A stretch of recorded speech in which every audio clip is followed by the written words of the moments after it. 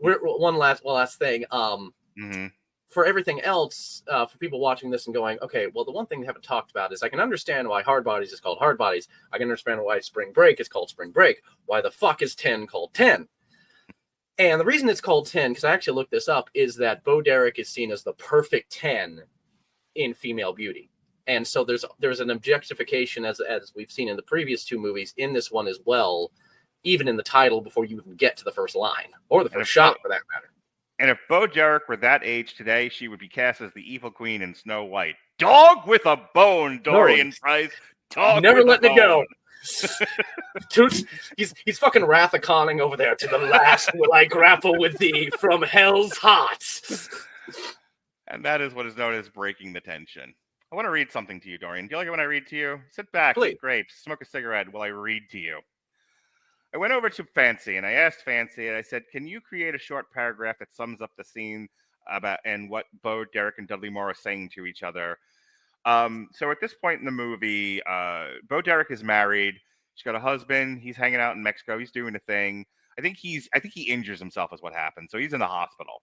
So, Bo Derek being a hot woman and, without a man is like, well, I'm going to get some dick and meat tonight if it's the last thing I do. And Dudley Moore has been giving her the appropriate amount of attention to get that meter all the way up to 10. So here we go. Dudley Moore and Bo Derek, we are finally reached the climax of this movie. We are doing the thing. Wah, wah. And so Bo Derek, being every hippy dippy weirdo hot chick you've ever met in your life. Never meet your heroes, by the way. They will always disappoint you. Just take my hand, Dorian. Will you take my hand? I'm taking your hand. Let's walk over this bridge together for just a moment. It's a short bridge, but a bridge nonetheless. You have longed for this woman. You have seen her from afar. You have not said two words to her. You don't even know the sound of her voice, but she is an angel sent from heaven, the picture of beauty, a 10, if you will, a dream that you want to acquire. And it finally gets to that point. You're there. You are about to make this dream a reality. You are about to conquer the 10. You are about to ascend to the ultimate prize of manhood and meet the dream that God has bestowed upon you. And you say to her, woman, who is the dream, the love of my life, the angel, say something profound so that I may revel in this moment. And she says, well, isn't just having sex with all kinds of people when you're married wonderful? And Dudley Moore's head falls off, rolls into the hallway, and he walks trudgingly after it, and then goes back to Julie Andrews. Now, that's me summing up what happens in that scene. What I'm trying to say in a very silly way is how 10 really does capture the idea of an idealized dream, an idealized person, and them never living up to your expectation. Like, part of what sends Dudley Moore crashing back down to earth again is how she so profoundly disappoints him as a human. It is a bitch slap, John Wayne style, all the way from the hip. Full, I mean, not angrily. Yeah. But it's... I actually loved this scene because, like, as a writer, you know some of the tropes and you know it's coming. You know it has to. Just the way they filmed it, they've checked off gun. I was going to say, it's like, again, say something profound, make me love you, and she goes, hee-haw! I'm like, oh, God. Right. Go full Anchorman. I immediately regret this decision. It seemed like such a better idea from up there.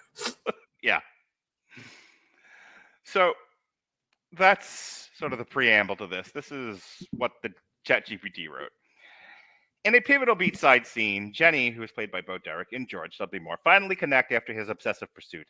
As they talk, and here's the rub, Jenny exudes, I'm going to apologize to you. I don't get to do this anymore because I was told to behave myself by certain partners I have in this network. So you're getting it all, baby. Bring it on. Drenched in my sexual nonsense. Anyway. Could someone please make sure the shower's free after this is over? I think I might have need of it. Thank you. Fire hose, son. Fire hose. Right. As they talk, Jenny exudes calm confidence and emotional clarity, openly discussing her views on sex, freedom, and personal agency. Oh, Dorian Price of the Screaming Boy podcast.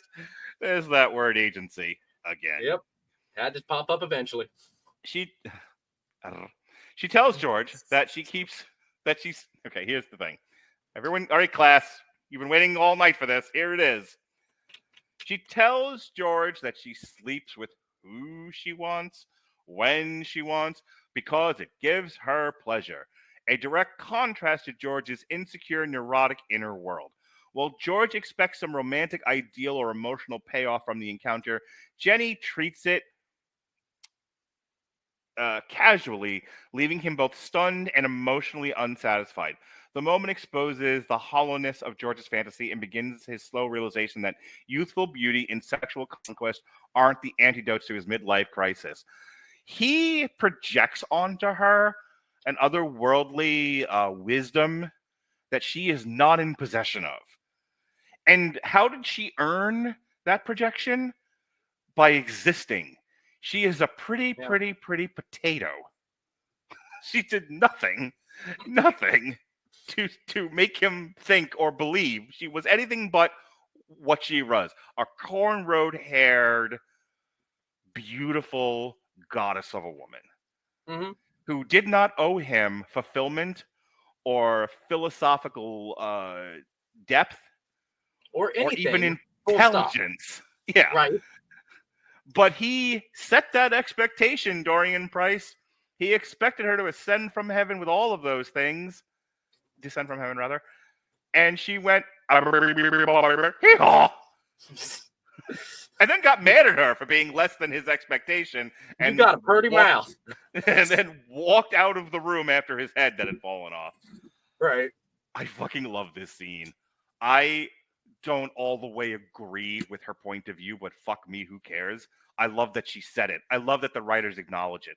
I love that in 1979, we're having a fairly frank discussion about, I mean, granted, we're in the death throes of the sexual revolution, so I'm kind of looking at it with modern eyes and going, oh, wow, this thing that we're still wrestling with, that there's an entire community kind of built around, again, the poly kink,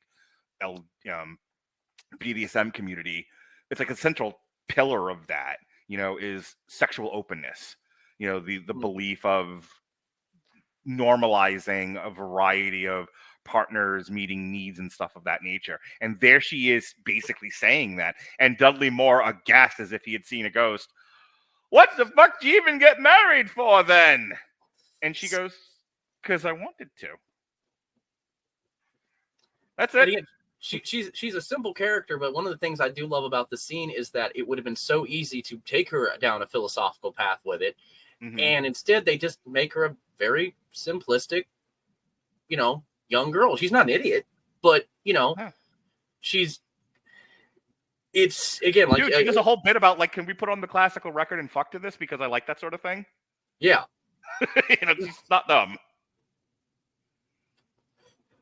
And again, it's so great because in a way, Dudley Moore is both his own protagonist and antagonist, which is hard to do in a movie sometimes when you make your lead both the good guy and the bad guy, not for any malicious reasons, but you're kind of, for all the age and wisdom you should have acquired at this time. Well, I said before about 20 to 30 minutes ago, I said you root for Dudley Moore because at this point they've kicked him and beat him so badly. You're just like, stop, he's already dead. He's dead.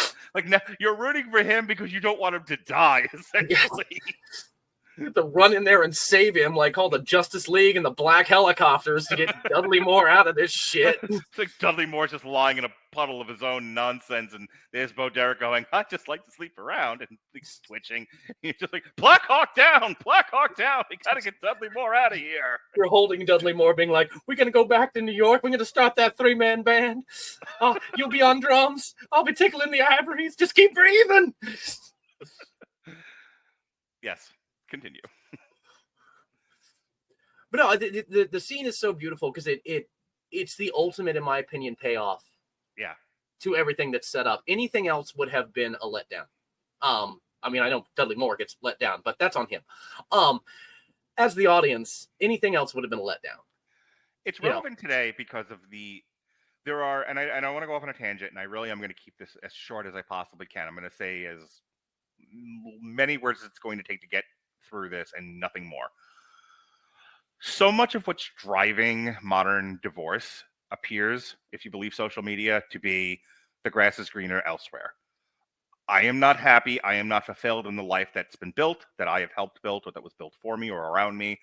Therefore, I will seek happiness elsewhere from someone else. God forbid I should seek it from inside. But let's stay with what's going on here. And so, and then 6 months, a year, 2 years, 3 years, 10 years later, same girl, same guy. Well, I was wrong. The grass isn't any greener anywhere else, and I should not have blown up my family to live a fool's dream. Right. And they were saying that in this movie in 1979. We don't learn a thing. Nope.